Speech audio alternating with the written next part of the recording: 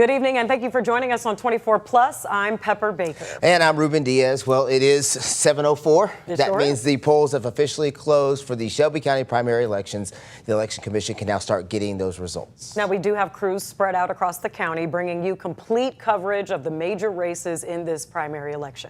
First, we're going to start off with, we have ABC 24's Ezekiel Telemaco beginning our team coverage at the Shelby County Election Commission with an update on the race for the Shelby County mayor. Ezekiel? That's right, Ruben. When it comes to this specific race for Shelby County mayor, it's going to be very competitive again. If you take a look at the Democratic side of things, again, they have 7 candidates that are looking to fight for that primary nomination. Now, when it comes to who these candidates are, let's just take a quick look. On the Democratic side, we have Melvin Burgess of the Shelby County. He's the Shelby County assessor, and he's running on his experience on managing the county operations and the property tax system. And he has also pointed to blight across Memphis, saying that the city owns more than 8,000 blighted properties, and he wants to turn those properties into stronger neighborhoods. Harold Collins, on the other hand, is currently the county's chief administrative officer, and he's positioning himself as a continuation of the Lee Harris administration. Dr. Marie Fagans is a former MSCS superintendent, and she's focusing her campaign on education following her high-profile exit. Heidi Kuhn, the criminal court clerk, is emphasizing efficiency and accountability within the court system, while also pointing to more than 10,000 expungements completed under her leadership since 2018, and describing former Mayor Bill Morris as her mentor as she makes her case to voters. Kyle Lowry, a Shelby County commissioner, is pushing a grassroots campaign centered on neighborhoods and local investment. And as for Rusty Qualls, he is a businessman from Mississippi and is running as an outsider with a focus on economic growth and a private sector approach. J.B. Smiley Jr., a Memphis City councilman, is positioning himself as a younger voice with a focus on community engagement and visibility, and he has also raised concerns about job opportunities while leaving Shelby County while on ABC 24's Meet the Candidates with Pepper Baker. Now, we're going to continue to provide more updates when it comes to these list of candidates. Again, the polls are closed now, so it's just a matter of time. I was actually told specifically that we can expect for an announcement between 9 and 9:15, so we'll have some more updates for you in the meantime. Reporting live in Memphis, I'm Ezekiel Telemaco, ABC 24 News. Ezekiel, thank you. And while polls are closed and we await the outcomes, you can still watch the interviews, the one-on-one interviews I did with 6 of the 7 Democrats and the only Republican about what they plan to do if elected. You can watch those one-on-one interviews streaming right now on 24 Plus. All right, but don't watch them right now. Yeah, don't watch them right now because you're watching us. You're watching us right now. But I did some hard work there. Yeah. Some blood, sweat, and tears. All right, let's turn now to another important race in Shelby County. We're talking, of course, about the sheriff's race. Right, and it's the only contested race on the Republican side. ABC 24's Shakina Davis picks up our live team coverage from 201 Poplar. That's the place that the winner of the Shelby County sheriff's race will have to manage. Shakina.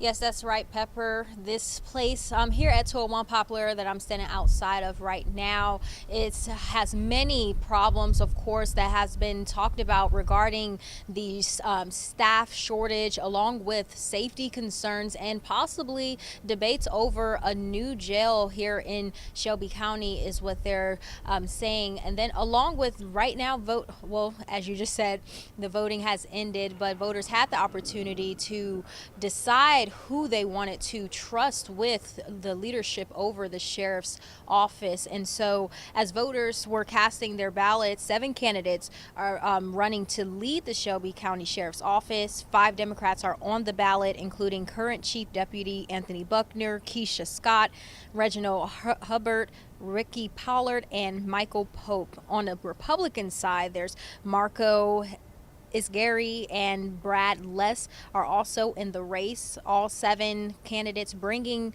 backgrounds like law enforcement, public safety, or military service. The race comes as the sheriff's office faces major challenges, many of them centered right here at 201 Poplar. The jail has faced ongoing concerns about staffing shortages, safety issues, and high overtime costs as deputies work to manage population of thousands of inmates. And again, just still following this, once those votes are counted, we'll hear directly from the winner on how they plan to help tackle some of those issues on day one.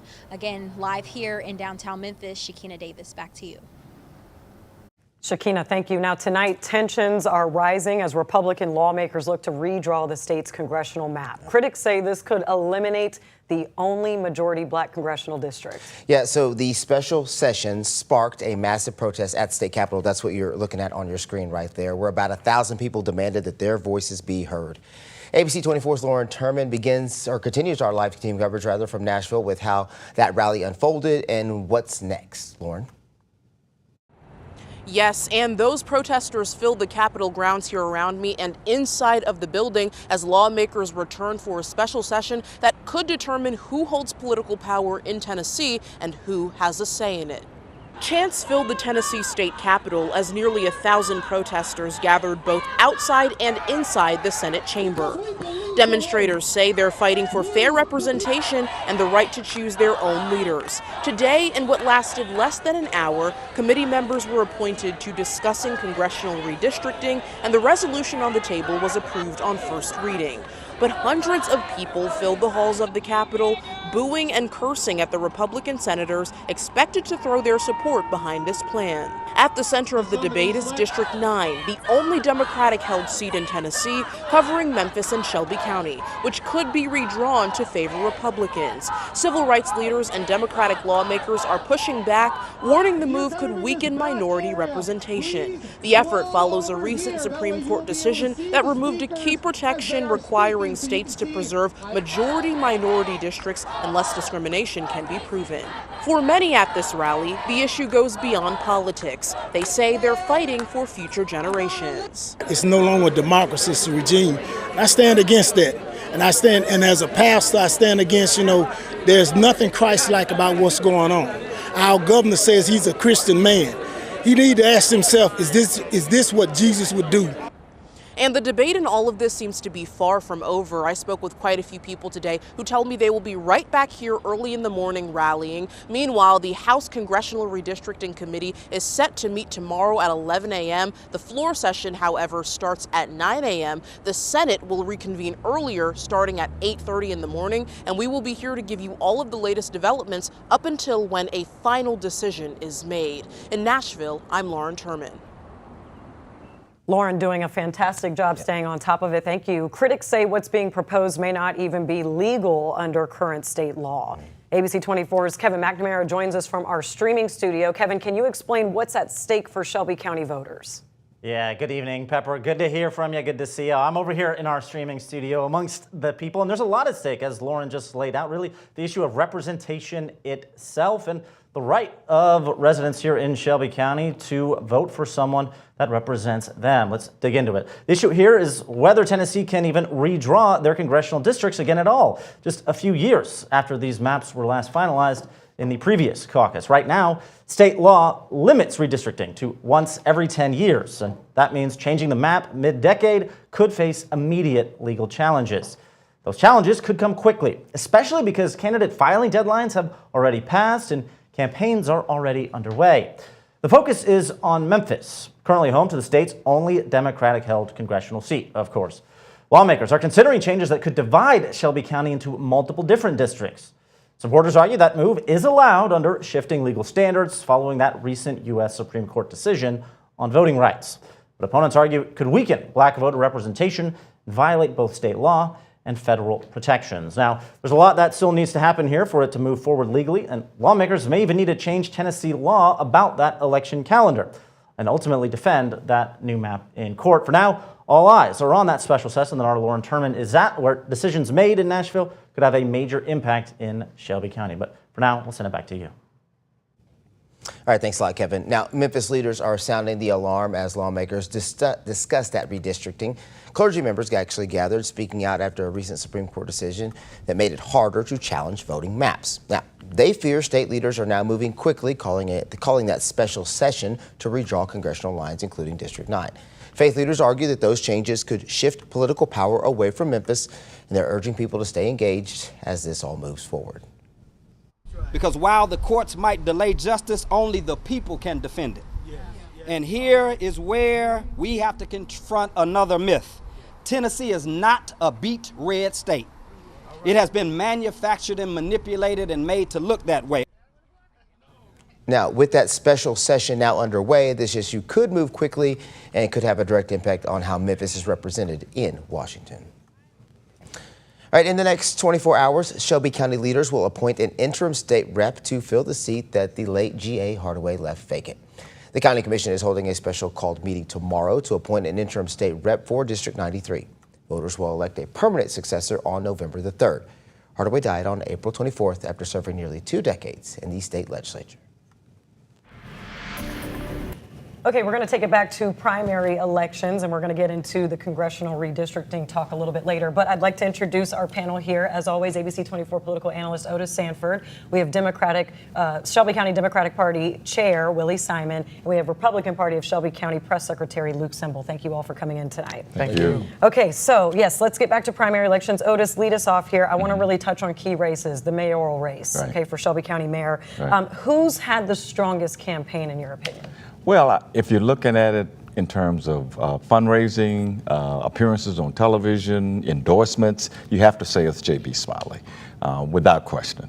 But that's not saying that he's going to win. Obviously, with the way elections have gone in Shelby County over the last like 20 or 30 years, you have to look at the turnout and the results from early voting.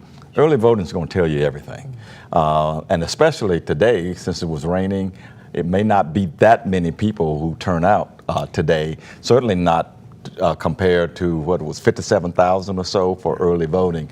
And so whoever is there, and I think that you have to look at Smiley as probably a leading candidate there, but this is anybody's ball game. It just shows you how important it is just to get out and get early voting over with when you can. Mr. Simon, you know, so many Democrats, 7 versus the lone Republican. And, you know, we saw a lot of Democrats with the city mayor's race. What is going on with that? What is that kind of strategy? I mean, we're the cool kids on the block. Nice answer. So, you know, the thing about us, we're fully vested in this county. I mean, and the city. The Democrats represent a large number of the population, and everybody wants to help. Now, you know, as we start weeding through the minutia of elections and that kind of thing, you know, you're going to end up with a lot of people that feel like they have a plan that's going to help us.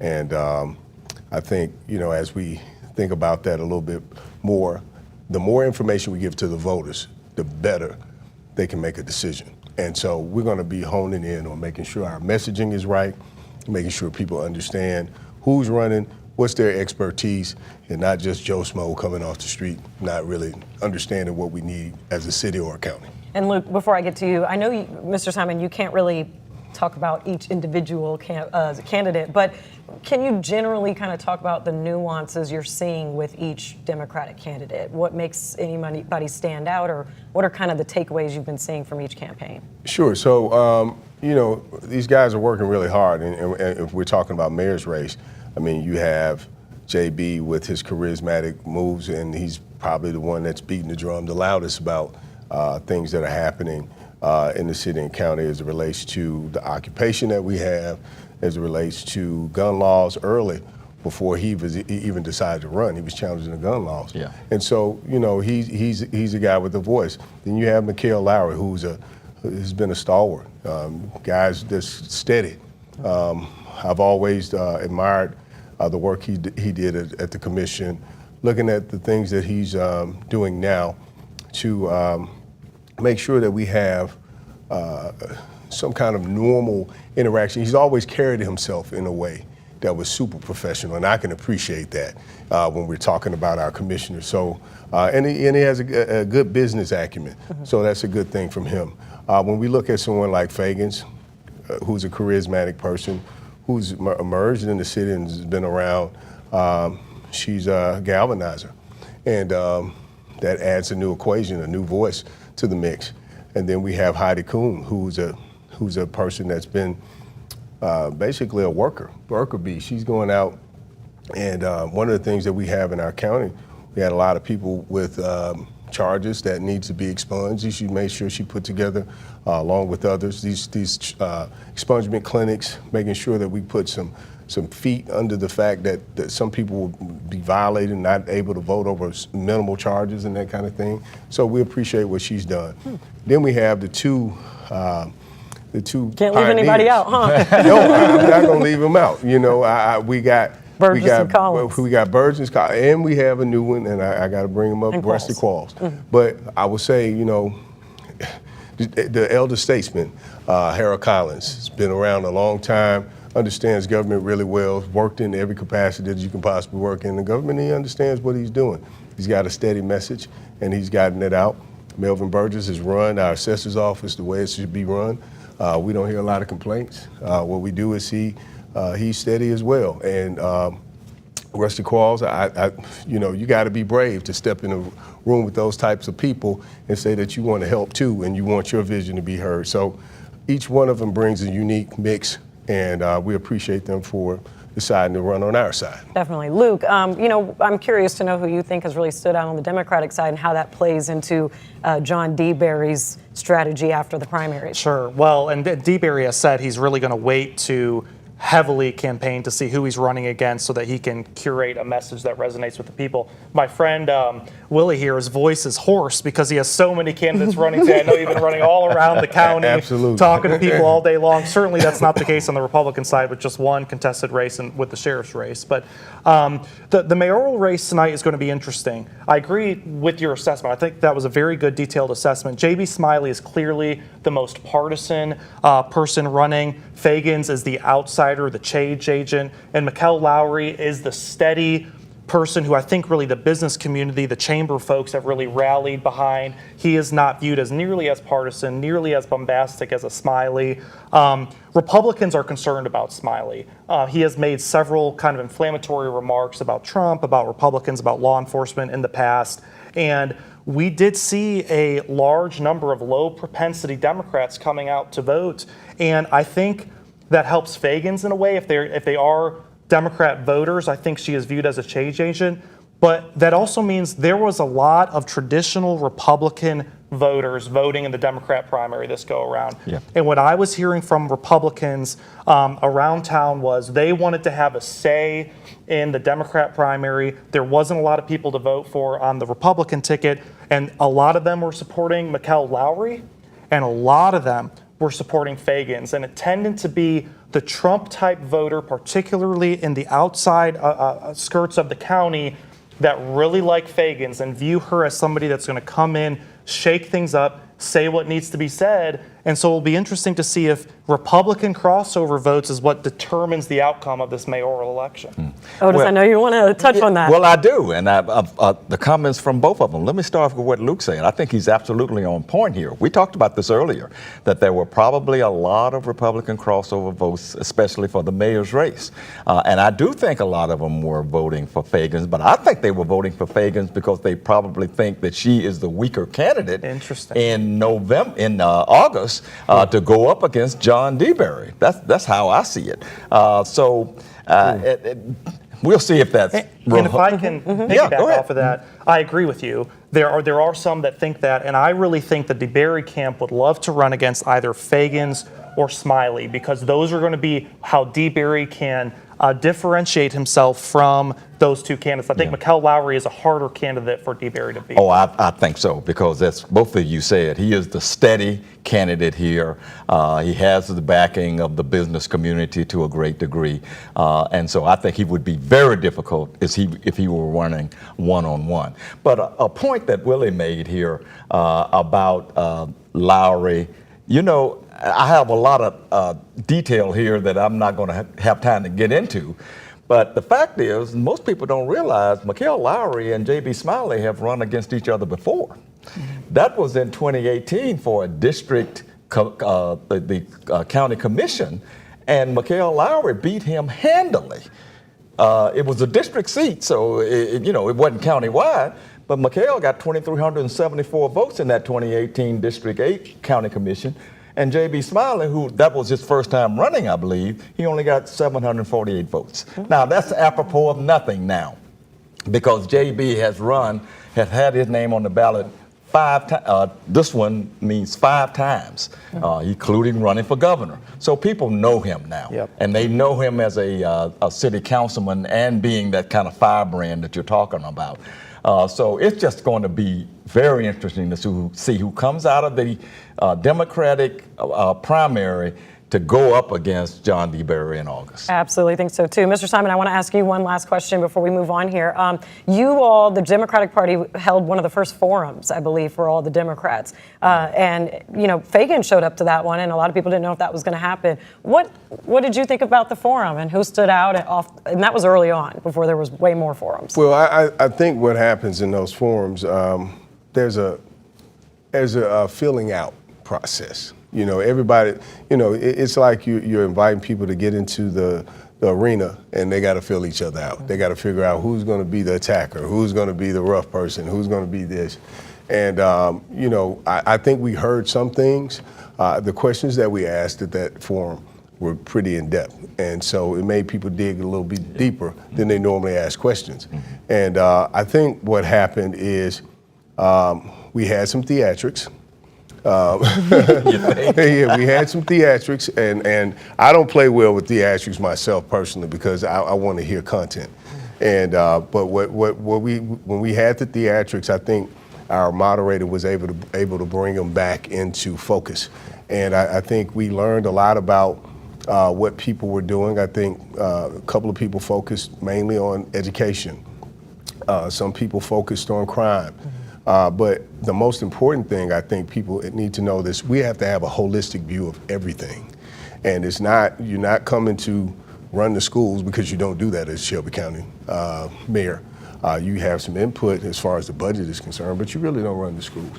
But we just have to make sure, and that led me to start educating people, because as soon as that forum was over, people started asking me, so what does the county mayor do? And I started sending information out. So I think it was a perfect time for us to revisit Civics 101, find out what the Shelby County mayor really does, and then find out what the commissioners do, find out what the clerks do.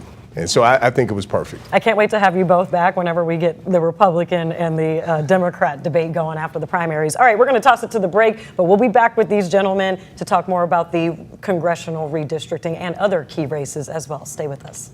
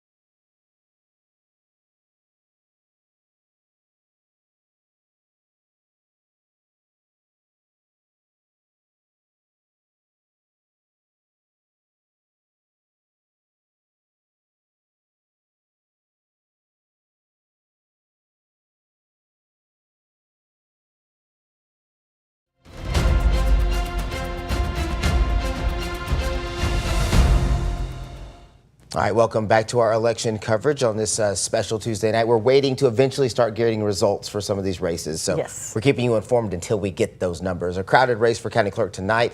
12 candidates looking to take over that office with some familiar names in the mix. And at the same time, school board races are getting some attention, even as the state moves closer to stepping in and taking control of MSCS. Yeah, so our Kevin McNamara is going to break down what voters need to know and what they hopefully have learned in all of those races. Kevin? Yeah, hey Ruben, hey Pepper, good to see you again. Unfortunately, as you said, we have yet to get any results back yet in some of these races, both for the school board as well as the county clerk, but let's still dive into it all the same. We'll start with that county clerk race and some of those candidates. We had the chance to speak with 5 of them, our very own Pepper Baker did, of the whopping 12 candidates that are in the race to replace the embattled former clerk, well, current clerk, I should say, still Wanda Halbert. Those include longtime public administrator LaSonia Hall, as well as Benny Smith, who currently works there in the clerk's office, former employee Ariel Gibson Martin, county commissioner Brittany Thornton, as well as former police officer Michael Williams. Again, Pepper spoke to all of those candidates, the 5 of that 12. You can find those full interviews with them and all of their positions and where they stand here on 24+. Maybe after the stream is over, you can go check those out. Lots of great detail in there. Great work by Pepper here. But for many voters, of course, this race hits particularly close to home after years of long lines, frustration at the county clerk's office during Clerk Halbert's tenure. Whether it's been rents not being paid at certain offices, AC issues, as we said, long lines, services not being delivered. Of course, there's been long-running legal battles to potentially try and get Clerk Halbert removed from her position over the years. Those were unsuccessful. Frankly, she has continued to stay in office, but now her term is up, and there are a number of candidates. We will be eagerly awaiting to see exactly who takes the lead in that primary race tonight. We'll certainly keep you updated as soon as we start getting in those numbers. But there's a couple of other races we can talk about as well, including the Shelby County Criminal Court Clerk, where you'll find one of the candidates on the ballot. That would be Shelby County Clerk Wanda Halbert. She is now running for Criminal Court Clerk, as well as Carla Stotts, Joe Towns Jr., Lawrence Dents, and several others, with the winner of tonight's primary going up against the only Republican candidate for Shelby County Criminal Court Clerk, Ricardo Jamison. He's the lone Republican candidate, so he'll make it through the primary, and whoever wins that will face him in the full election coming up later this year. But as you said, we can also turn now to the race for school board, where there are 4 seats up for grabs right now. 2 incumbents are still running in that race. That includes incumbent Michelle McKissick in District 1, as well as incumbent Joyce Doris Coleman in District 9. But elsewhere, there's going to be some new candidates. Now, running alongside Michelle McKissick in District 1, Dolores Rivers, Haley Thomas, with a couple of other candidates as well, including those running for District 6. No incumbent there. Stacey Kelly, Miranda A. Williams, Terrence Harris, Contessa Humphrey, and Juliet Eskridge. Then in District 9, alongside the incumbent, Joyce Doris Coleman, there's Tamara Jordan, Jonathan Carroll, Lewis Morganfield, and Damon Morris. Then for District 8, Aileen Connolly and Tanya Frey. So again, as we start getting some of those results back, we will certainly keep you updated as much as we can. Hopefully just minutes away from starting to get some of that back. But once we do, we will let you know when we have. For now, though, I'm going to send it back to you.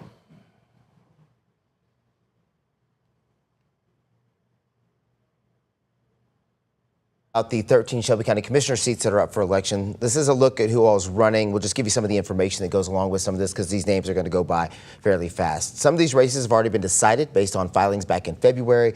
In District 2, Derek Mills, the Republican's already decided. District 4 is already decided with Mark Billingsley, the Republican. And District 6 already decided as well with Charlie Caswell, the Democrat. District 11 in the same situation with Miska Clay Bibbs as the Democrat. Each had no opposition for them at that February 19th deadline to file, so they're already there, right? There are a couple of other districts that already have some setups for August in the general election. District 1 and District 3, both already with those matchups already set. Only one candidate filed in each of those situations for the primaries for those seats. So that's why that's been set up that way. Again, taking a look now at all of these districts that we're in District 8 right now, there are obviously a lot of commissioners a lot of commissioner candidates. Some of these, though, unopposed. District 9 with probably some of the most of 5 Democratic candidates in that one as well. All right, we're going to go ahead and take another quick break. When we come back, we're going to get even more in depth with Pepper Baker and that panel as we get you ready for the results that should be coming in here within the next half hour or so. We'll be back right after this quick break.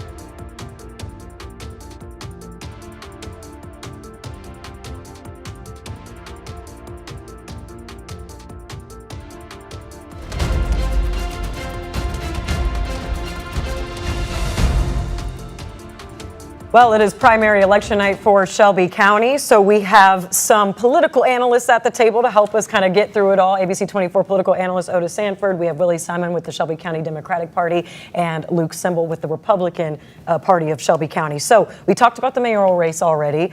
Luke, let's start off with the sheriff's race because this is the only one that is contested on the Republican side. So, that's right. You know, what are the strengths here for both of those candidates, and what's their strategy after primaries? So they're both similar. They work for the sheriff's office or department.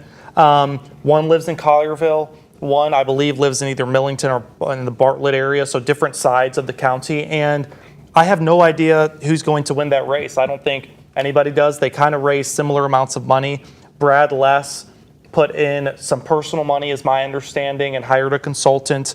Had a pretty organized campaign. Marco is very highly regarded. He has a lot of friends. Everybody seems to know him. So it will be interesting. There were a lot of Marco signs in Collierville where he lives. And then I saw a lot of Brad Less signs elsewhere. So no idea where that one's going to go. They're both great guys, and they'll both do a great job. Okay. And Otis, we've talked about the sheriff's race on the Democratic side as far as front runners. Right. Anthony Buckner is already the deputy chief for the sheriff's office now. Is that kind of a theme where if you kind of work in the office, and you see that with Harold Collins, with the mayor's office, that you have a leg up? Well, it certainly appears to have been the case here. Remember, Floyd Bonner was the deputy chief and moved up to be the sheriff. And I do think that Anthony Buckner is the person to beat on the Democratic side. He's raised a lot of money. He's talked to a lot of different people. He's gotten a lot of endorsements. And the fact is that even though all of the issues with the Shelby County Jail, with the overcrowding, with the broken cells, and I mean just all kinds of stuff, his opponents really didn't effectively land any blows on him during the campaign. And he's a personable guy. I've had some conversations with him. So I just think that he's the person to beat here. And I agree with Luke about the two Republican candidates. They seem like nice guys, but I just don't think they have a chance going up if it's Buckner. I don't think they have a chance to win in August. And Mr. Simon, I'll just ask you about the sheriff's position. The new person that will be elected, is 201 Poplar getting a new jail really just the defining moment of that success? I mean, yeah, that, and not just that though, the processes around that. I mean, you can get a new jail, but if your intake process is not great, then new jail doesn't mean anything. We also have to have a better relationship with the state when we have state prisoners housed at 201. We have to figure that situation out as well.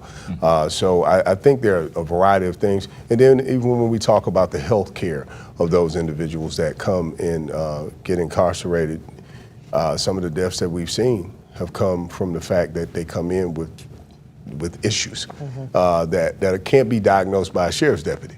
And then you have a situation where a death occurs, and then now it's the sheriff's fault, and not they didn't have the medical staff to actually review that person, make sure that person was stable enough to be in jail.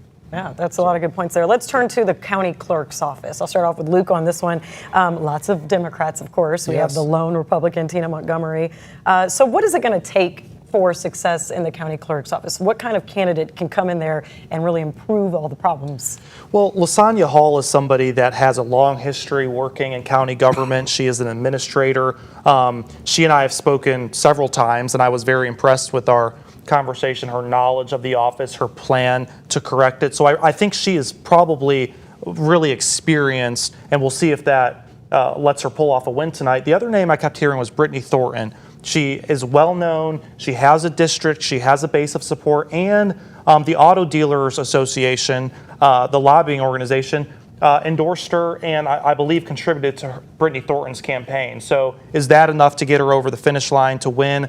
I don't know, but I think those two candidates are probably the ones to watch. And I want to talk about relationships here because the relationships between the county mayor and Wanda Halbert, the former clerk, soon to be former clerk, is contentious. I mean, we've reported on it time and time again. So Otis, what will it take as far as relationships here to repair that office? Well, I mean, relationships go a long way, and we need better relationships with all of the people in county government and city government as well. Right. But also remember that Lee Harris has had some strained relationships with Brittany Thornton as well. Yeah. Matter of fact, he called her out the other day because she voted against appropriating the money for the lawsuit.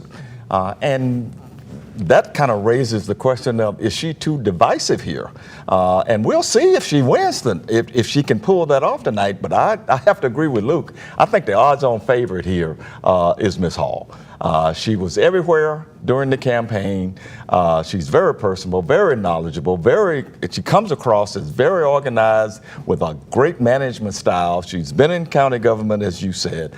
She is the person to beat there, and I would be shocked if she loses this tonight. Do you want to say anything about the county clerk's race? Just a lot of Democrats again on that one. You can't call all Yeah, No, call I'm them. just going to say everybody's wonderful. Everybody is wonderful. You sure you're not running for office? Hey. All right, so let's talk about the congressional redistricting, because that is a big story that's happening today as well in Nashville. The 9th congressional district is at stake here, which goes right through Memphis and Shelby County. Lots of lawmakers are there now in the special session trying to decide on that. I know we can unpack it all, so Otis, I'll have you started off here. Will this be decided soon, and is the battle already won?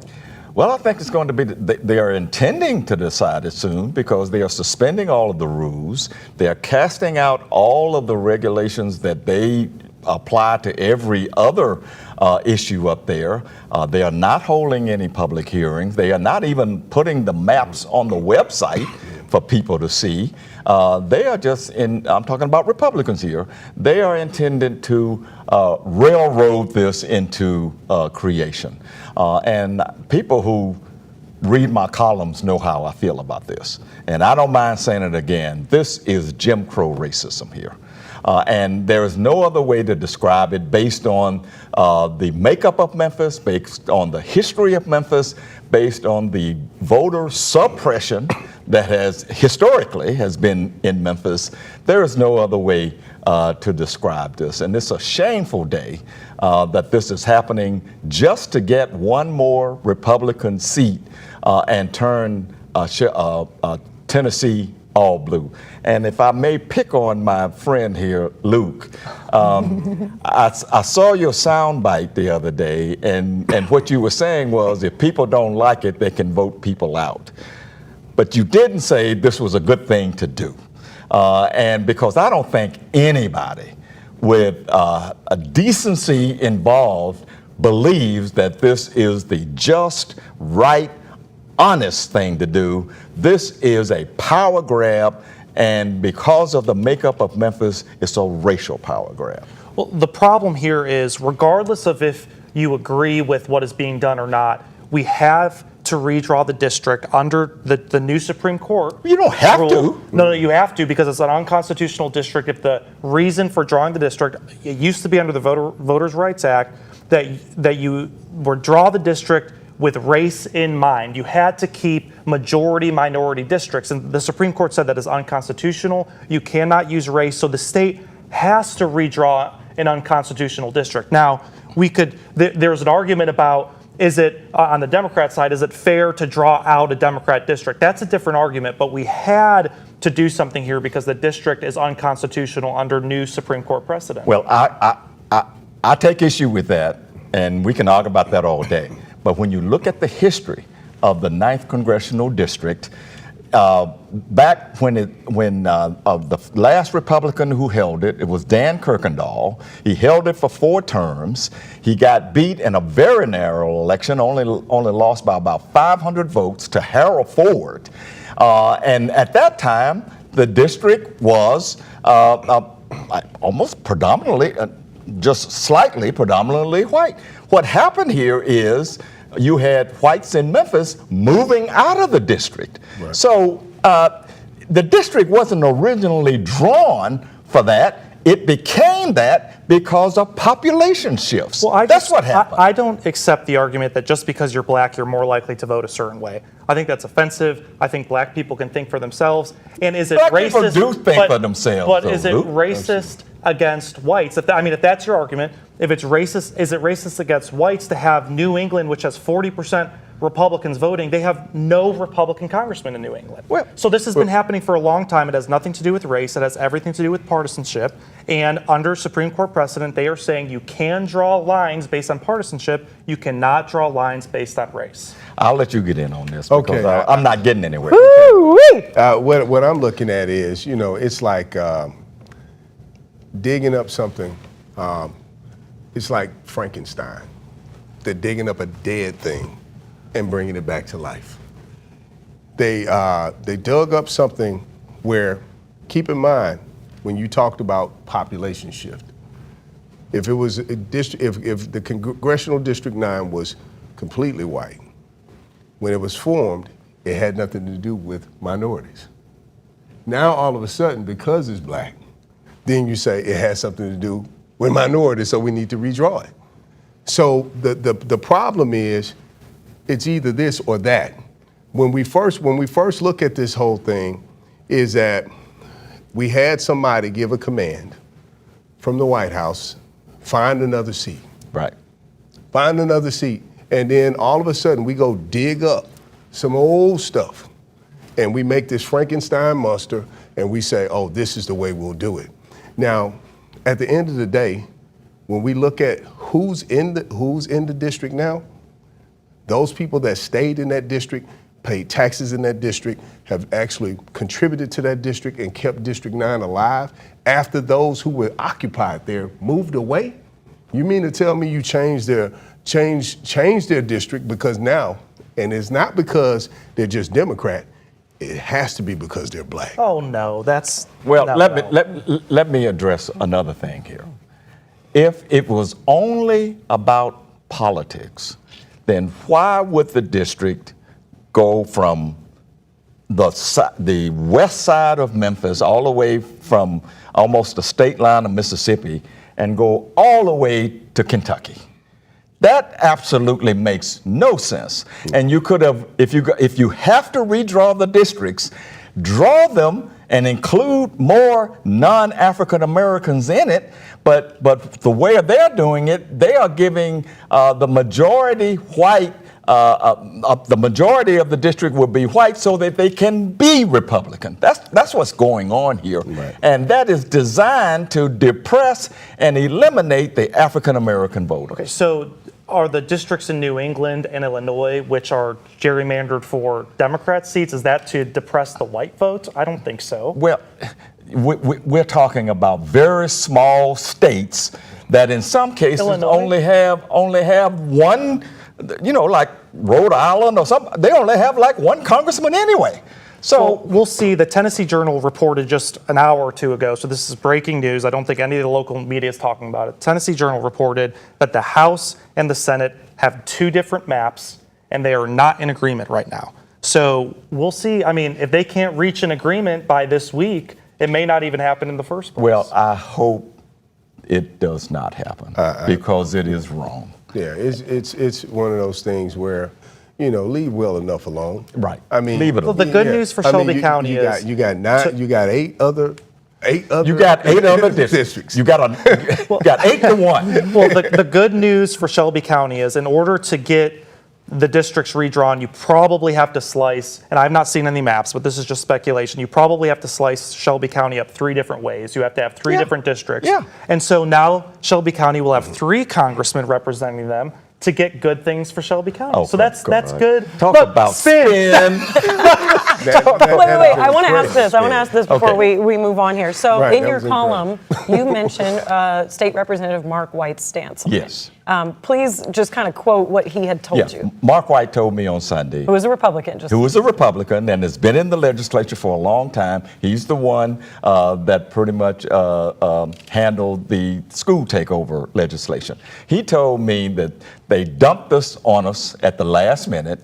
I am not in favor of this. He has been trying to build some goodwill in Memphis and has succeeded to some degree by getting people on board with the intervention, that's what he's calling it, of the city schools. And this will just ruin all of that because people in Memphis who supported him on that will see him as someone who's trying to take away African American political power in the city of Memphis. And he said he was going to stand down on voting for this. I hope some others follow suit.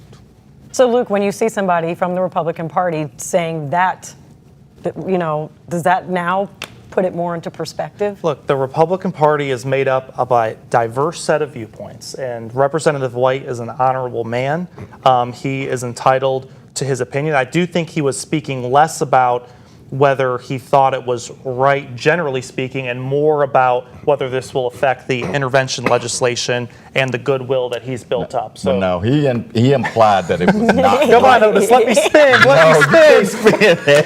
He pretty much, he said it was not right. Right. Now, I didn't go into a whole lot of quoting on that, but that's what he implied. Can't This be is somewhat right. It's just not It's right. just not right. Okay, and then not last right. point on this, as far as just the moving forward on it. So you said the Senate and the House aren't, you know, agreeing at this very moment. But to your point about, you know, kind of bypassing all the rules. So could this really come into effect before August? I don't see how it can. And Luke, you may have to help us here. Yeah. Now that the filing deadline was back on March the 10th, people are already running. If they redraw the district, somebody who may have been running may not be in the district that they were running in, and you may get some new people in. When is the filing deadline for that? When is the primary for that? Is it still going to be in August? I mean, there is just so much chaos around this. Yeah. They need to just leave this alone, and if they want to come back for 28, come back for 2028. I think that what we'll see is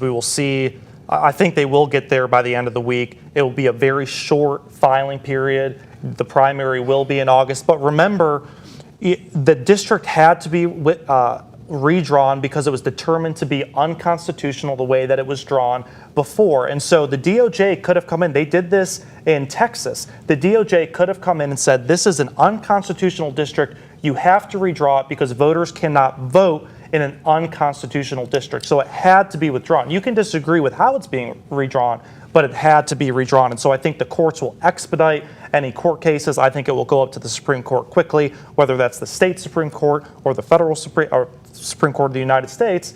And I think that it will ultimately be upheld because the current District 9 is unconstitutional under this new Supreme Court precedent. Well, we're going to be talking about this for weeks and probably months to come, so it won't be the last that we hear about it. Thank you, gentlemen, so much. This was a lively conversation. We're going to continue with our full election coverage on 24+. Stay with us. We'll be right back.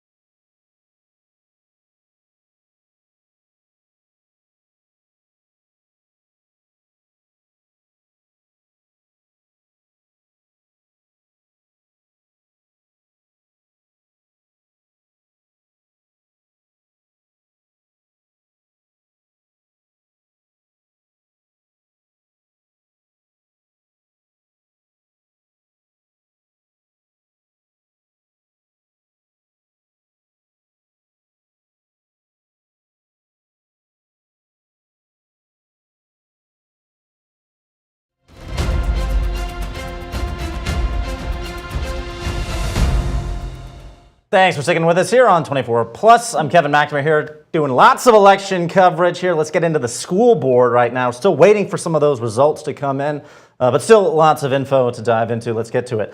We've got candidates running to represent District 1, which includes the incumbent Michelle McKissick, as well as Dolores Rivers, Haley Thomas, and others.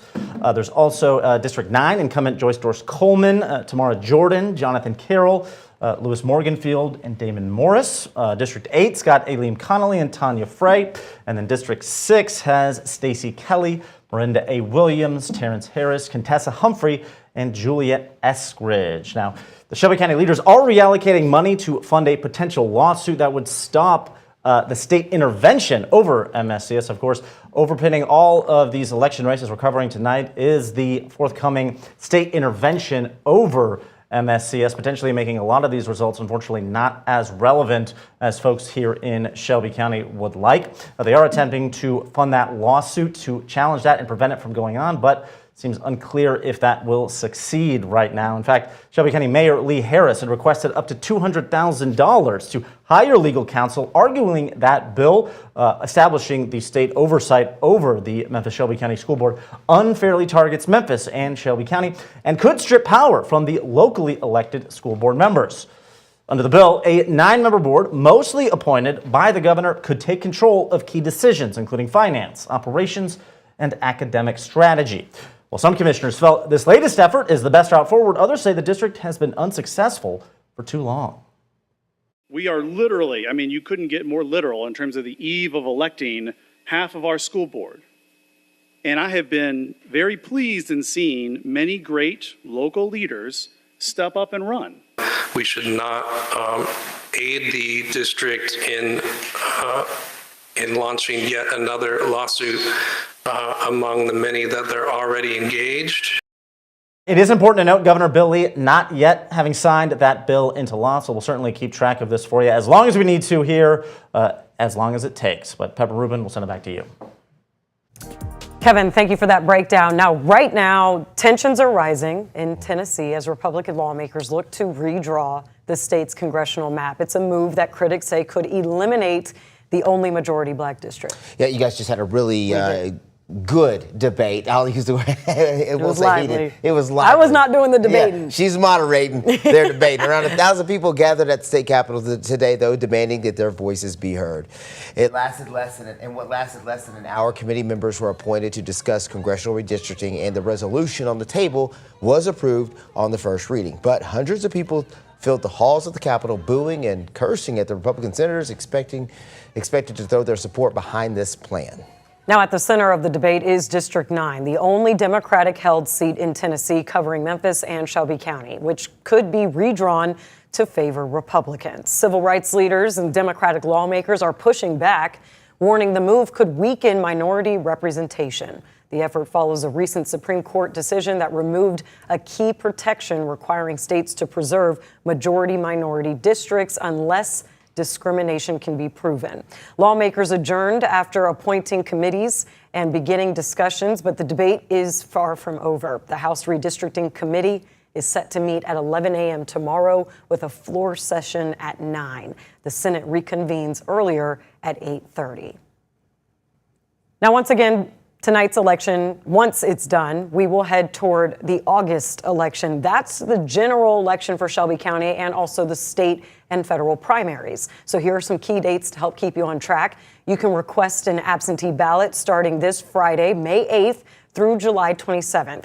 If you are not registered to vote, you do have until July 7th.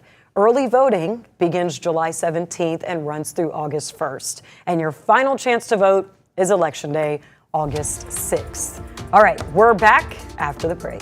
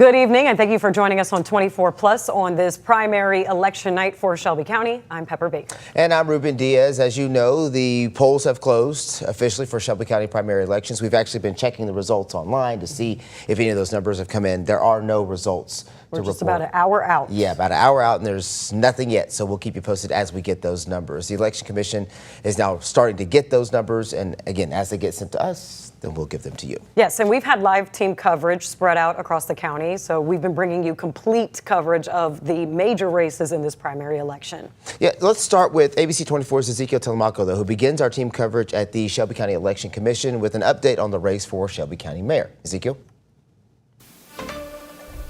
That's right, Ruben. Even though they're technically closed, I was actually told not too long ago that there's certain people that are still in line waiting to cast their votes in. So you can expect some delays. Again, I was told that there's going to be a press conference around 10 p.m. That's when we should expect again, but that could be moved back even more. But let's more specifically take a look at how competitive this race is, and let's take a look at the candidates in terms of the opportunities to vote for, obviously.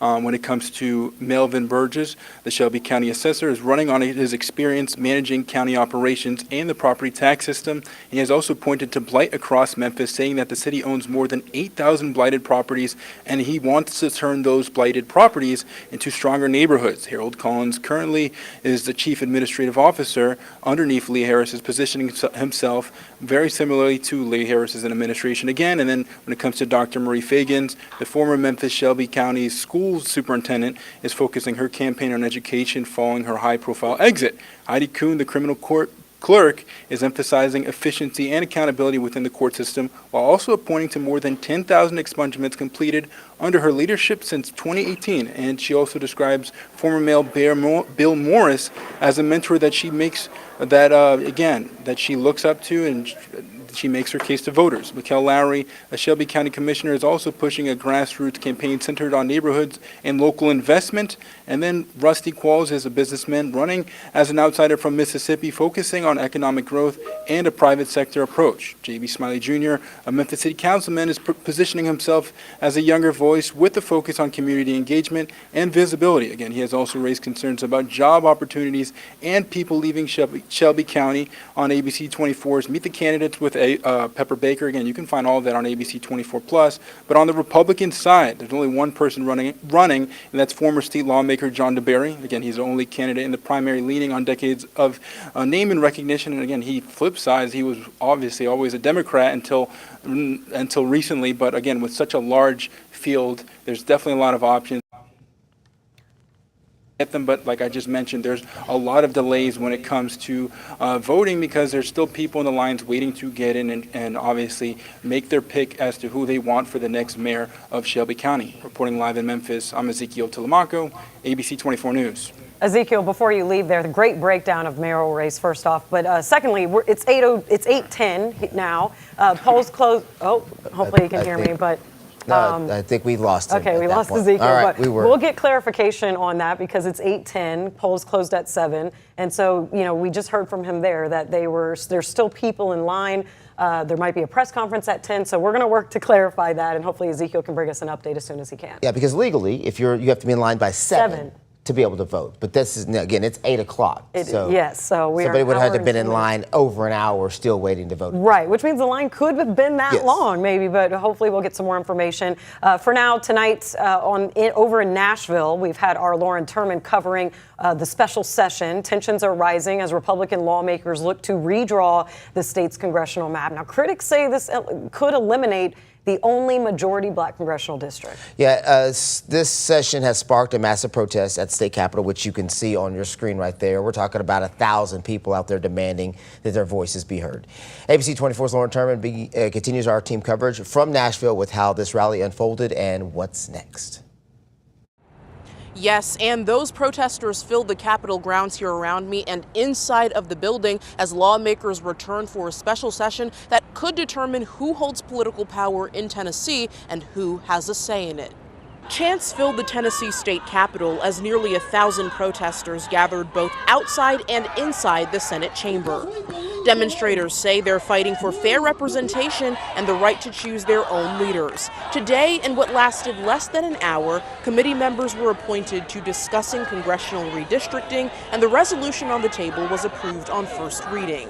But hundreds of people filled the halls of the Capitol, booing and cursing at the Republican senators expected to throw their support behind this plan. At the center of the debate is District 9, the only Democratic-held seat in Tennessee, covering Memphis and Shelby County, which could be redrawn to favor Republicans. Civil rights leaders and Democratic lawmakers are pushing back, warning the move could weaken minority representation. The effort follows a recent Supreme Court decision that removed a key protection requiring states to preserve majority-minority districts unless discrimination can be proven.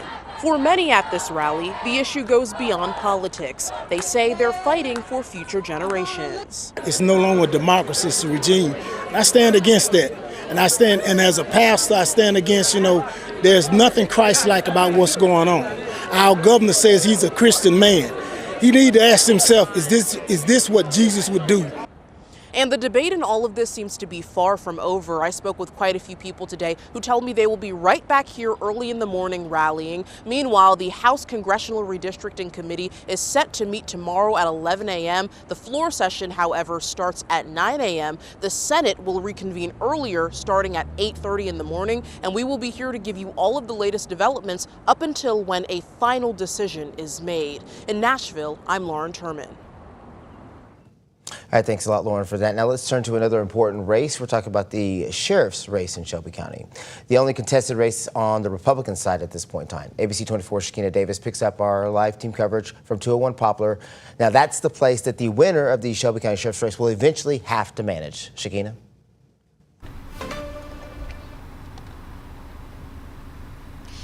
Yes, Ruben, I'm actually outside of Benjamin L. Hook's library right now, but I was at the 201 Poplar earlier, not too long ago. Again, as you mentioned, it faces one of the biggest, or some of the biggest issues here in the county regarding staffing shortages, safety concerns, and even to the point where they're debating putting up a new jail in Shelby County. And so voters today had the chance to head to the polls to help decide who they wanted to pick to lead the sheriff's office. And again, as voters casted their ballots, 7 candidates running up to lead the Shelby County Sheriff's Office. 5 Democrats are on the ballot, including current Chief Deputy Anthony Buckner, Keisha Scott, Reginald Hubbard, Ricky Pollard, and Michael Pope. Now, on the Republican side, you have Marco Esegari and Brad Less are also in the race. All 7 candidates bring backgrounds in law enforcement, public safety, or military service. Now, the race comes as the sheriff's office faces major challenges,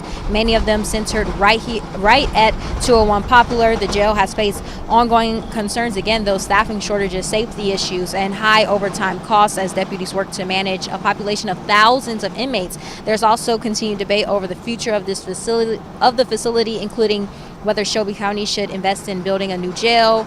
Now, current Sheriff Floyd Bonner told ABC 24 previously that a new facility could ease pressure on staff and improve conditions, but that idea has faced pushback from some community members. Now, all of those issues are now in the hands of voters, or who are deciding who they believe is best equipped to lead the department forward. Now, once those votes are counted, we will hear directly, again, just still waiting on those results to come in, and then we'll hear directly from the winner on how they plan to tackle these issues on day one. So we will, again, continue to follow this as those results come in, and we'll bring you more updates as we have them. Reporting live in Memphis, Shakina Davis, back to you. All right, now let's turn to the race for Shelby County Criminal Court Clerk. Several Democratic candidates on the ballot. You can see them on your screen right now. Current Shelby County Clerk Wanda Halbert is actually still in that running, has her name in the hat. Joe Towns Jr., Lawrence Dents, and Reunite Benson. The winner of tonight's primary will go up against the only Republican candidate for Shelby County Criminal Court Clerk, which is Eduardo Jameson.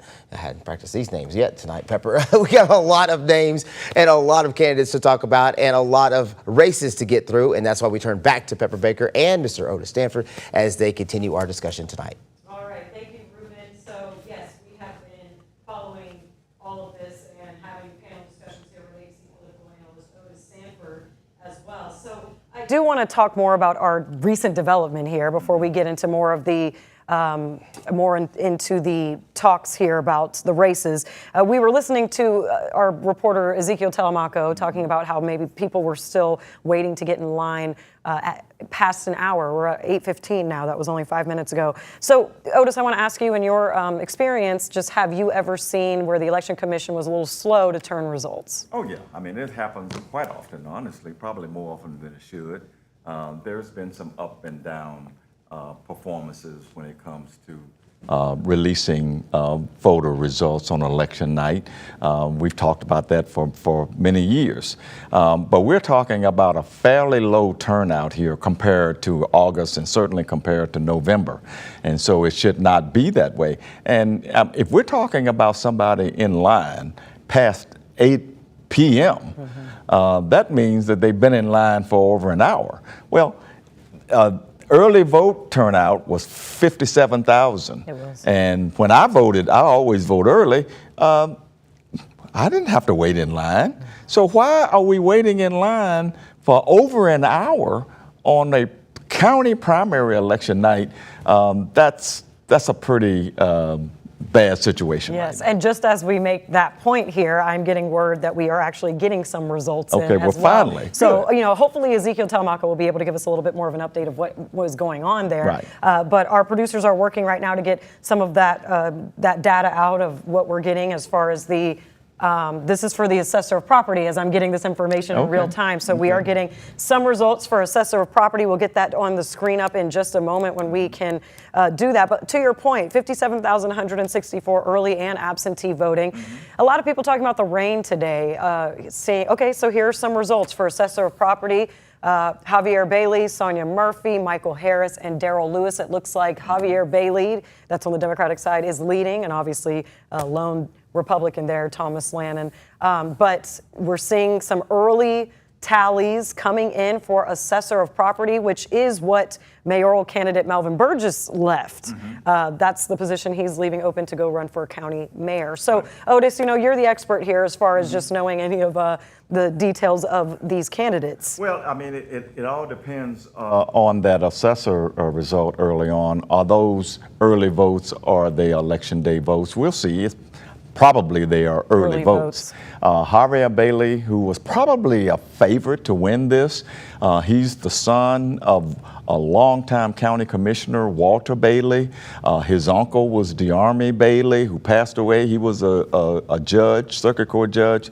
And so he definitely had the name recognition, plus he had worked in the office. So I am not surprised to see him with his early lead, and it would be a major upset if he loses. Oh, wow. And, the Election Commission had said that once the Election Day polls closed at 7, they would get on those early votes. Right. So those would be the first ones tallied. And that could be what we're seeing there. But as we said earlier, early vote tends to portend Election Day voting. So if he has a 12-point lead, apparently based on that graphic, I think Javier Bailey should be feeling kind of happy right now. We're working on in the back. We have a team really hard at work right now putting together or getting all the results in and putting it on that graphic. So I'm hearing now that they are working on getting the mayoral results that we have. So let's also, here we go with Ruben just coming in. Okay, perfect. Okay. All right, we'll do it just like this. We are seeing, go ahead, Otis, you take it away here. My eyes are not as good as yours. Well, it looks like Mikkel Lowry, as we're seeing it, is taking the lead here with about 34%. That's about 15,000, just under 16,000 votes. And J.B. Smiley and Heidi Kuhn seem pretty neck and neck, J.B. Smiley and Marie Fagans are neck and neck. Yeah, seem to be neck and neck. And this is kind of on just lines that are going like this. I wish we could show you this right now, but we're trying to get you these results as we're getting them in. This is from the Election Commission's website. We are seeing the county mayoral race, and looks like Mikkel Lowry is taking the lead at the moment. But they're working on the back to get you a graphic so we can really give you all visual on this. This is very early tallies. Yeah, so, it is. So let's not read anything or make any conclusions about this. But again, if these are early votes, and I don't know that there are all of the early votes. I don't know if that adds up to 57,000 votes there. But if you are Mikkel Lowry, you have to be somewhat happy right now. Strong start. And that would be an interesting development if it holds. Again, I'm not saying that it will hold, but that would be an interesting development as it relates to J.B. Smiley. And as we're saying, Mikkel Lowry right now, it says just under 16,000, so about 15,878 votes for Mikkel Lowry. Second place would be J.B. Smiley, that has 10,824. And then third, we're seeing Marie Fagans at 9,839. So here we are, those percentages that we just read out, as well as the votes that are following. This is in order of who is leading. So these are, who are on the bottom end right now. Early voting, of course, this is just the first round we're getting in. But if you all could show that graphic just one more time so that we can get that visual up for our viewers. But we have talked about the mayoral race in a lot right now. So, that's just one of the probably most the races with the most awareness on it, because the county mayor is going to have to facilitate a lot as far as relationships too. We talk about the county clerk, the mayor, and a sheriff. Those are going to be new positions, as well as county commissioners. So, Otis, just your opinions here about how much of importance it's going to be to get that collaboration going. It's going to be very important, Pepper, and I think that is one of the criteria that some voters may have used when they went to the polls, whether it was early voting or today on election day.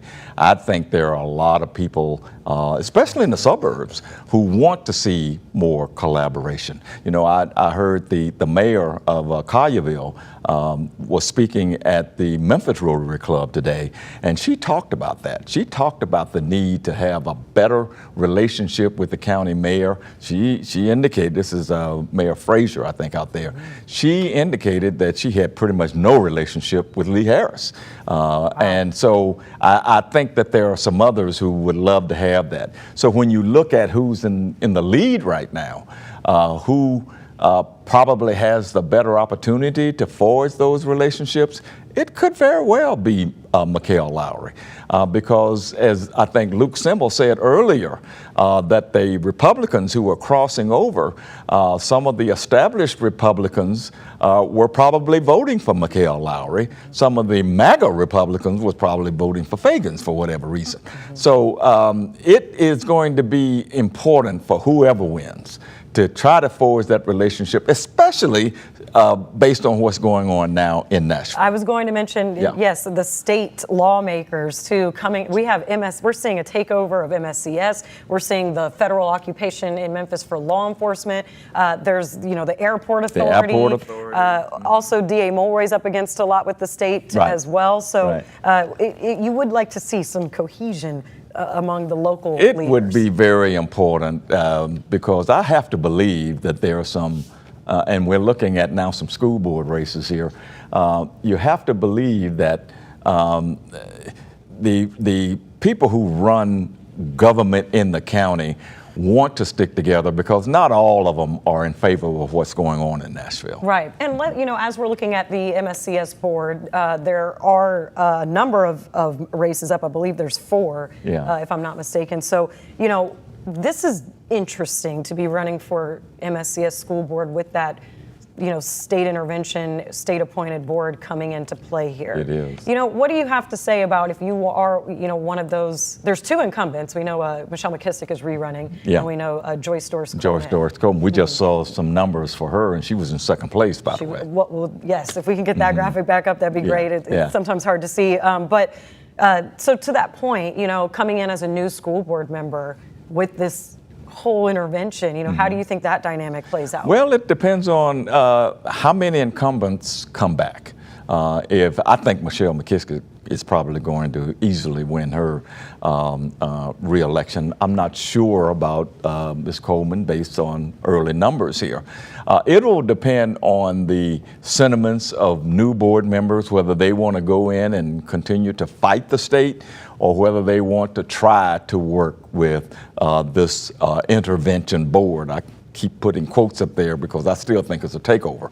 But so we'll have to see how they navigate this with the other school board members as well. As you can see there, Michelle McKissick is easily headed toward re-election there. That is absolutely no surprise at all. Yes, and you know, there was one school board member, Amber Hewitt Garcia, who is going for commission now. Yes, right. So her seat is one of the districts that are up as well.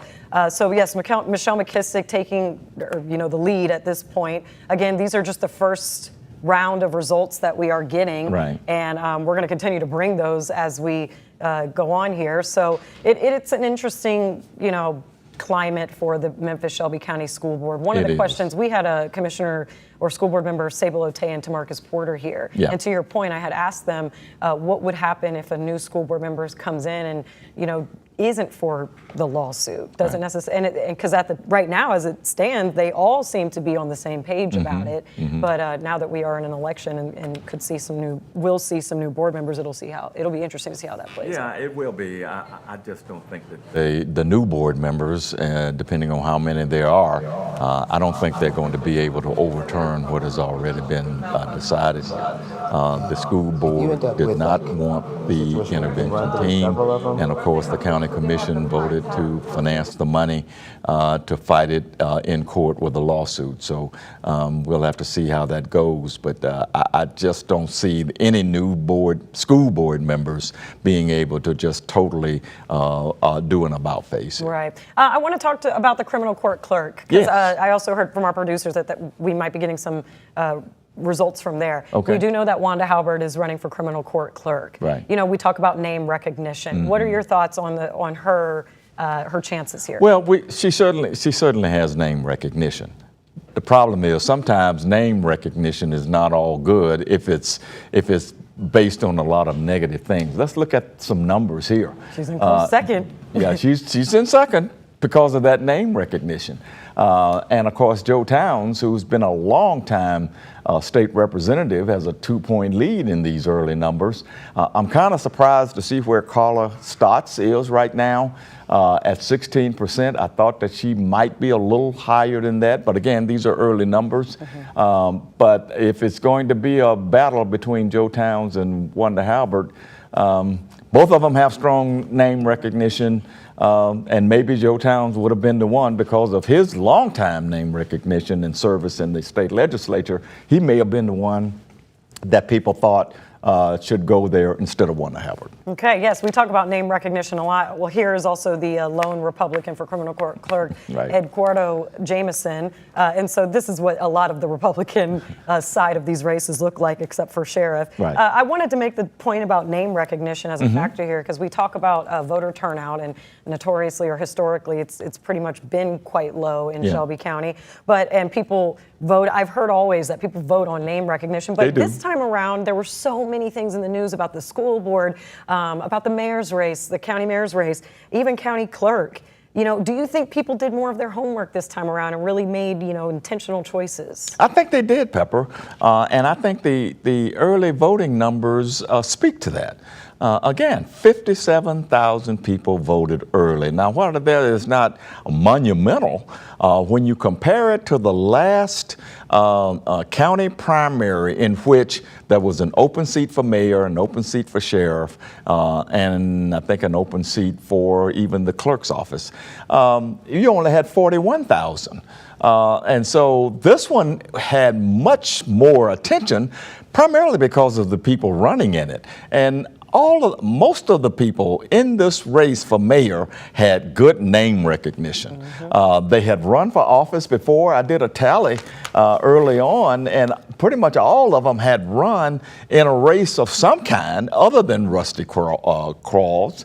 And some of them had done quite well in countywide races. Melvin Burgess, for example, he's run 2 times in countywide and got tremendous number of votes. So the name recognition certainly was a factor, but people were paying attention to the campaigns, what they were saying. A lot of people went to the forums that they had. They had them all over town, and I do think they did their homework this time. Yes, and I would say so as well. Social media was such a big point here too, especially for the county mayoral race. Right. There were a lot of social media campaigns. One candidate in particular really leaned into social media more than, traditional news platforms or legacy media. Oh, so, yeah. it was interesting to just kind of see how each candidate played into their campaign in that way. But yes, we're gonna continue to look at these outcomes. I'm gonna send it over to Ruben now. And Ruben, if you can give an update on any of the races as well, what do you have over there? Well, you don't want to know what I have over here. You have my laptop. That's right. All right. I do know we were having a little bit of difficulties getting some of these graphics put together, but Sydney, did you say we had one that we wanted to show the people? Yes. All right. Let's start these numbers put out for people. We'll go from there. The assessment of property. There you can see on the Democratic side who's in the lead right now. Javier Bailey is currently in the lead with 39%. Now, one thing about this particular graphic is it doesn't show you the total number of votes, remaining or received. So we don't know for sure how much. That's 39%, but that could be of a very small percentage of the actual votes that are in right now. I believe we're going to go ahead and take a quick break. When we come back, we will continue to update you on the results from around this May primary. We'll be back right after this quick break.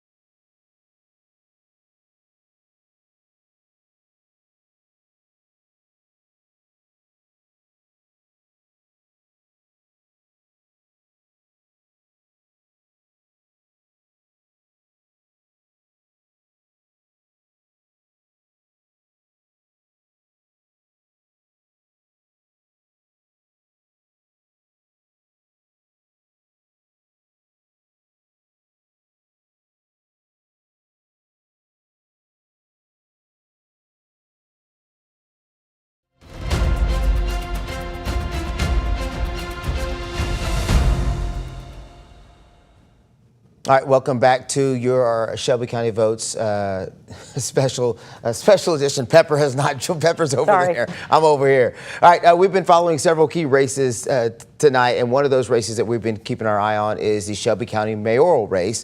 ABC 24's Ezekiel Telemaco has been out there all day long giving us live updates. We want to join back with him now to get the very latest on what he's seen. Ezekiel, are you there?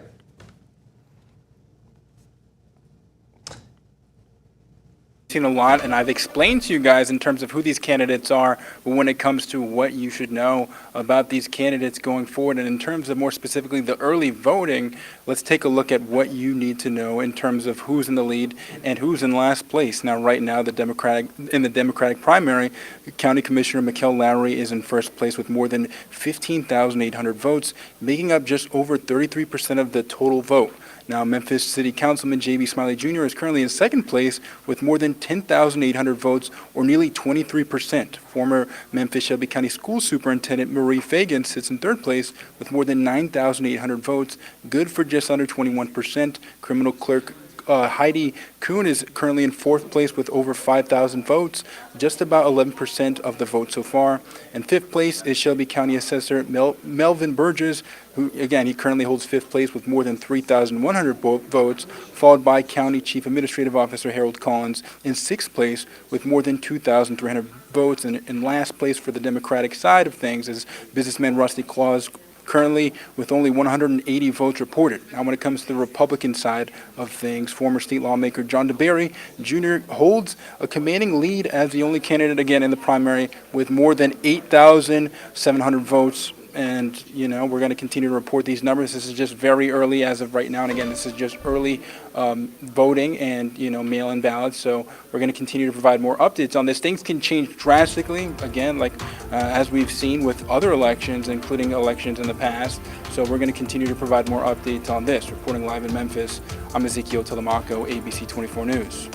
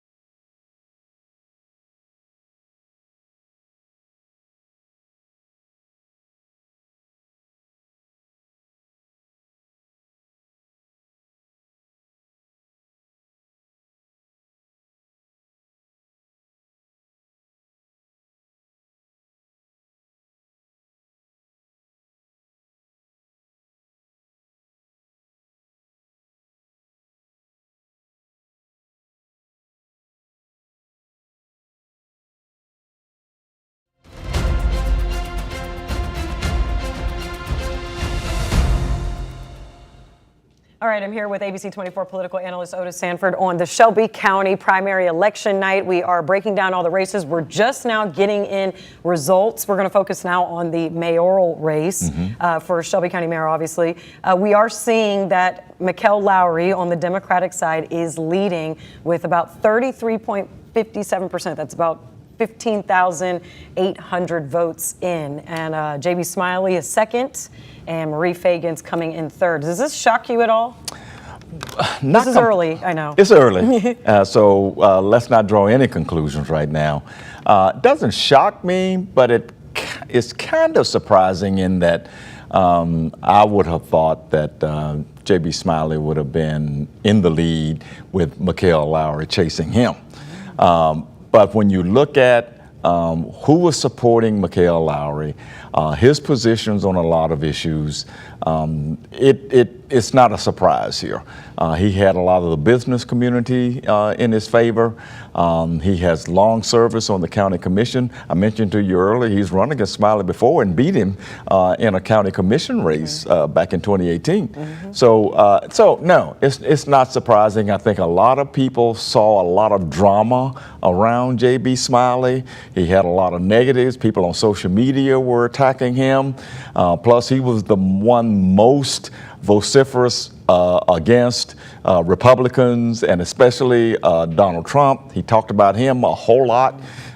And of course, that it is showing that a lot of people who crossed over, a lot of Republicans who crossed over, they did cross over for Mikkel Lowry. Yeah, and so we're seeing a little more update too. Okay. He just kind of jumped even more from what we just saw from 15,000. He's now at 16,572, so 33% of the vote. The total vote numbers we have right now is about 49,000, just under 50,000. We talked about early voting numbers already. Yeah, which was 57,000, so it still doesn't even count for all of the early votes. So again, it's still not time to make a conclusion. It's not. But he's tracking very well, Mikkel Lowry is. He sure is. And J.B. Smiley following behind at 11,397 votes. So that's about 23% at this time. Marie Fagan's in third, Heidi Kuhn following in fourth, which, you know, when I did a lot of, when we've done ABC 24 this week, you know, these four were the ones that were thrown out a lot. Oh, absolutely. Those are the ones we've been looking at the most. That's no slap on any of the other candidates. Melvin Burgess is a great guy. Right. Harold Collins has been around forever. But when you study this and when you report on it, you could see who were the top four people. You can. Now, Otis, I do want to talk about and I know there's a lot of Democrats, obviously, in Shelby County. It is notoriously blue. But the amount of Democratic candidates, because we saw something similar as far in the city mayor's race, where there's just a lot, so then you don't have to win by a huge amount of the percentage of the voting. You know, what is that about versus maybe everybody pooling resources behind one or two candidates? Well, it's just hard to do, Pepper. A lot of people, and I think Willie Simon sort of touched on this in an earlier hour, a lot of people think that they have something to offer and they don't want to be told that you shouldn't run or let's not run. The last time that really happened was in a city mayor's race in 1991 when everybody coalesced around Willie Harrington to become the first elected African-American mayor. Since then, we haven't had a lot of that, with the exception of A.C. Wharton. When A.C. Wharton ran for county mayor, I think the first time was in 2002, as I recall, there were not a lot of people opposing him. But now that you are in this era where everybody thinks that they have a chance, and you're not going to get a smaller number of people, especially if it's an open seat. What do you think, you know, John DeBerry's team is kind of looking at now? Again, these are early numbers. Yes. But, you know, put yourself kind of in the Republican shoes right now. Are they kind of like licking their chops here? Or are they, you know, surprised? Are they? Pepper, this is a nightmare for John DeBerry because he would much rather run against a Marie Fagan's, maybe even a J.B. Smiley, because he could paint Smiley as divisive and anti-anything having to do with Republicans. But he can't do that with Mikkel Lowry. Mikhail Lowry is a solid guy. He's well known, comes from a great family. His father, Myron Lowry, served this community, was a journalist for many years, and personally, he was a good friend of mine. And so to run against Mikhail Lowry would be a big uphill climb for John DeBerge. Wow. There's no doubt about it. He is probably somewhere in his supporters tonight saying, please, let's let these numbers reverse and bring on Fagans or bring on Fagans number one, and then bring on Smiley number two. But Lowry, with his support in the business community, and even his support with some Republicans, this is a terrible situation for John DeBerge. Seemingly a likable candidate from both sides. Absolutely. Okay, and you talked about Marie Fagans here, and there was talk in our political commentary over the last few months Several about months. about when fundraising came into the conversation, that she wasn't a front runner in that sense, but we're seeing her numbers here. I mean, she's coming in third at this point with this early voting totals coming in, so she has about 10,500 votes reported. Is that fair to say that that's a bit of impressive for someone who didn't have maybe the fundraising that was reported? Oh, absolutely it is. I mean, to be in third place with a field of 7, somebody who's never run for public office, somebody who's only lived in this community about 2 years, this is impressive. But a lot of it, again, Pepper, and we talked about this a lot on ABC 24 this week, a lot of it was based on emotion. A lot of it was based on the fact that a lot of people in this community thought that she was mistreated and done wrong by being fired from the Memphis Shelby County School Superintendent after less than a year. And so she got a lot of support around that. She had people like Kenneth Whalum supporting her, and so, but it's still impressive here because you still need money to run a campaign. You've got to get your organization out there. You've got to get advertising out there. I never saw her much on regular television. She was on social media, but if she had had a lot of money to go with this fervor, she could have probably been in first place now. And again, let's keep saying the same thing. It's still early. It's very early. And so we need to make sure that we keep that in perspective. I'm going to refresh this real quick because I'm just making sure we have the total number. So we're seeing 49,832, just under 50,000 votes, and we're still seeing Lowry in the lead there with 33%, with J.B. Smiley, Marie Fagans following in second and third. Let's talk a little bit about Melvin Burgess, Harold Collins. I actually want to turn the attention to Harold Collins here, the elder statesman, as everybody says, because he's the CAO of the county currently. Right. How much do you think that Mayor Harris, him being with Mayor Harris's administration, served as a pro and also maybe as a con? That's a good question. And honestly, when I really assess it and add everything up, I think it was a con. And the reason I say that is, and I have tremendous respect for Lee Harris. I've known him for years. I knew him when he was only a law professor, and we have a good relationship going all the way back. But Lee Harris has been very divisive lately, especially when you look at it from a statewide perspective, from a Republican perspective. And he sort of irritated some Democrats, even in Memphis. And what Harold Collins was doing in most of his campaign was saying, I'm going to run the mayor's office. It's just going to be more of the same. I don't think that was a winning message here. He should not have gone that way. He should have gone his own way. He has a record to run on. He was a longtime city council member. He's been in county government. He knows how to run, but he should not have been saying it's just going to be more of the same. And people who, aren't the fondest of Mayor Harris, that's a good point. That's because exactly they're not going to right. want more of the same, especially when you have heavy hitters like a Mikhail Lowry and a Smiley, or even a Fagans with her emotions. And let's not leave out Heidi Kuhn. I mean, she's still, I think, in fourth place, although she's kind of trailing here a bit. But Heidi Kuhn had a record to run on as well. She did. The expungements part was a strong point. Oh, it was a major point. I wish she had talked about that even more. She talked about it near, down the stretch, but that was something that should have resonated and connected with a lot of Memphians. And, I don't want to touch extremely too much on race here, but, Heidi Kuhn, being a woman, but the only white candidate here. You know, did she have potential for crossover, or not crossover, but to garner more, you know, that Democratic side, or maybe any moderate Democrats who were looking at, you know, maybe going Republican, of John DeBerry, or, you know, I just wonder how that factored into her, like, her ability. Well, she had some crossover. I know of a lot of African Americans who said they were supporting her. They were on social media, for example, and she had a lot of support from some established white Memphians. John Elkington, for example, who's a longtime real estate guy in town and a business and community leader. He came out just the other day in support of Heidi Kuhn.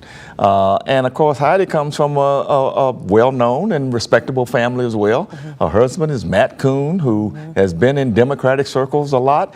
I think what she did not get here, which probably could have helped her, was Republican crossover votes. When they crossed over, they were crossing over for Fagans, and they were crossing over for Mikhail Lowry. Do you think, you know, one, I wanted to make a point about Fagans as far as her efforts here. The grassroots efforts came in full, you know, just fruition here. I mean, she didn't go on necessarily news outlets, but she did a lot of the barbershops talks, and she would go into these kind of like retail or just situations where everyday people were, and I think that played off very well here when we see her doing these numbers.